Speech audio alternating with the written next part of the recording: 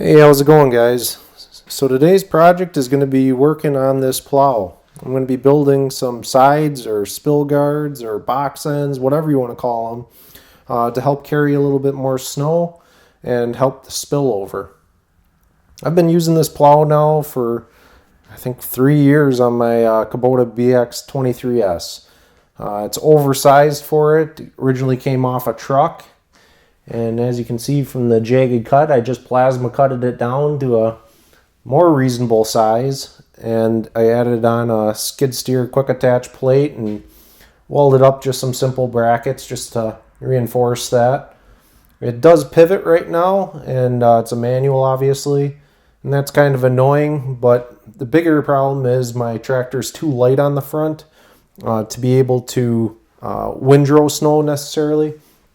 So between the weight of the tractor and the leverage, because this thing's way out on the front of it, it just doesn't work very well as far as angling the blade. So I always pretty much use it as a straight pusher, and obviously you get a lot of spillover with that. So I just thought I'd shoot a little video of this just in case anybody could use a little information or some ideas. I'm kind of shooting from the hip on this. You don't really see this too much except in a full-on box pusher. But I had originally planned on building one of them this year, but with the steel prices right now, it just seems a little too far-fetched for me. I'd be spending more than I'd probably be able to buy one for, and I don't want to spend that kind of money right now.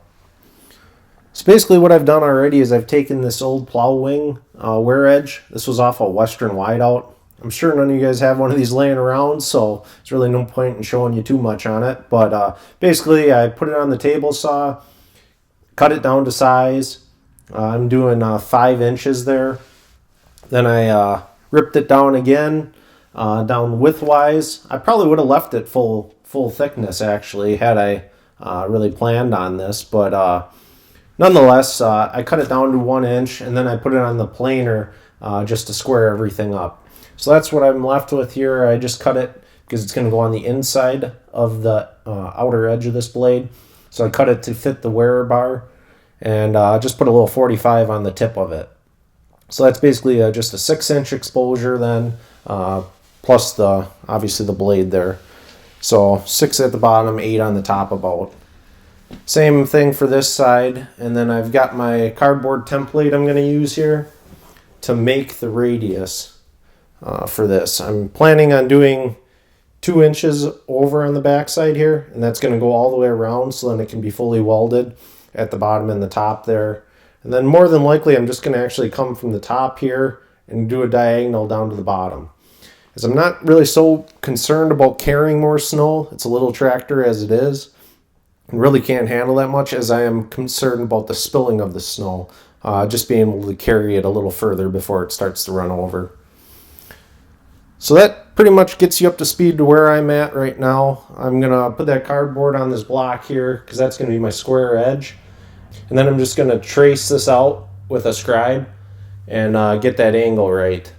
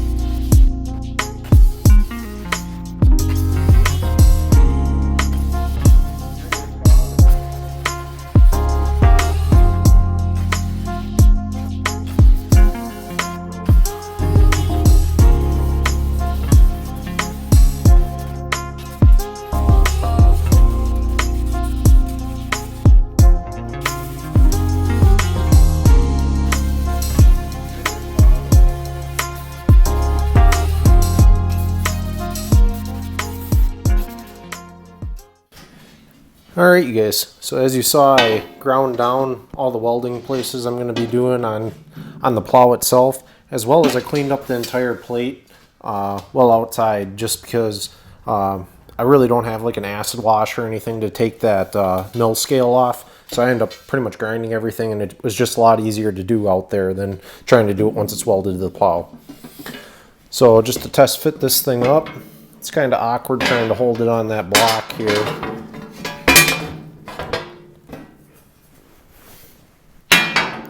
Kind of making the stars align. As you can see, it's just about perfect. So this thing's ready to get welded on, and I'll do the other side as well.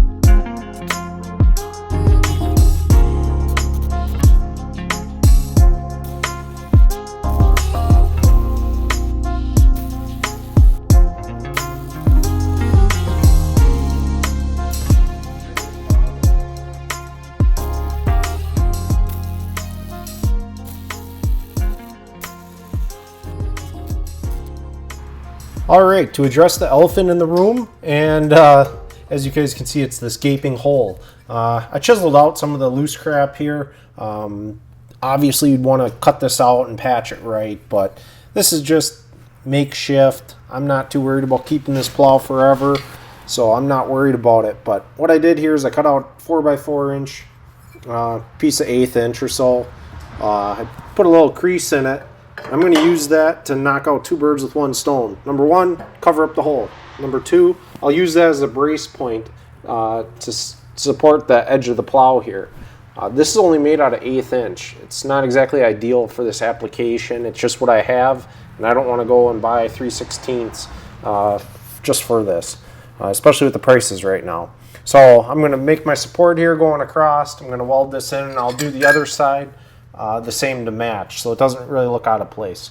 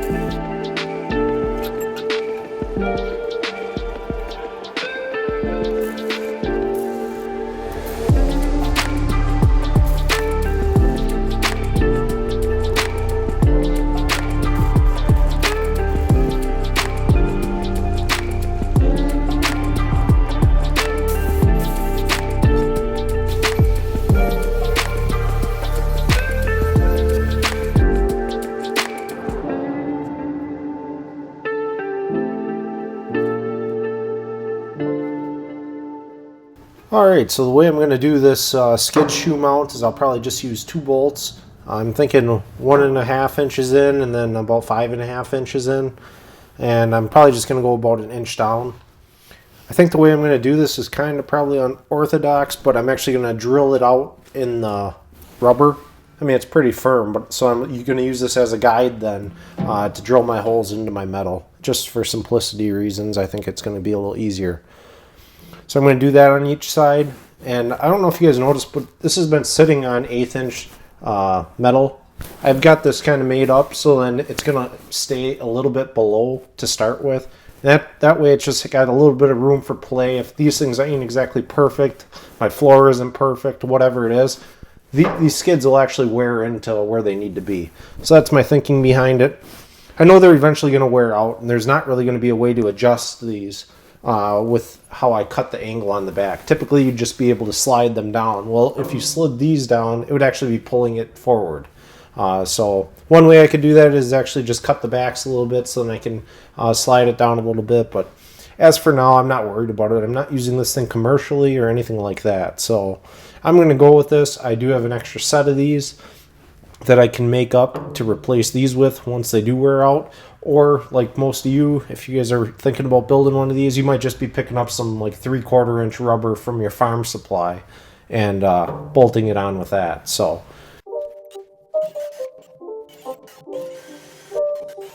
it's not a game, it's a rich game.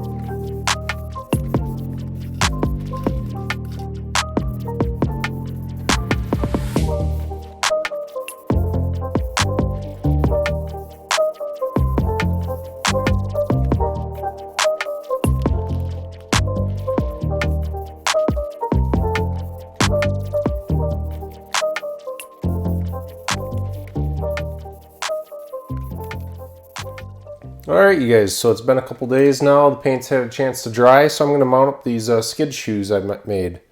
I'm going to be using just 1/2 inch hardware here with some washers for the inside here. Probably wouldn't be a bad idea if you were going to use something a little bit less durable than this to take a piece of metal and actually use that as one large washer, you know, and just drill some holes in it. That way you're going to have less chance of a tear out. But I feel like this will probably be good enough for now, and if I do run into an issue or see it become an issue, then I'll just make up some. It's not a big deal.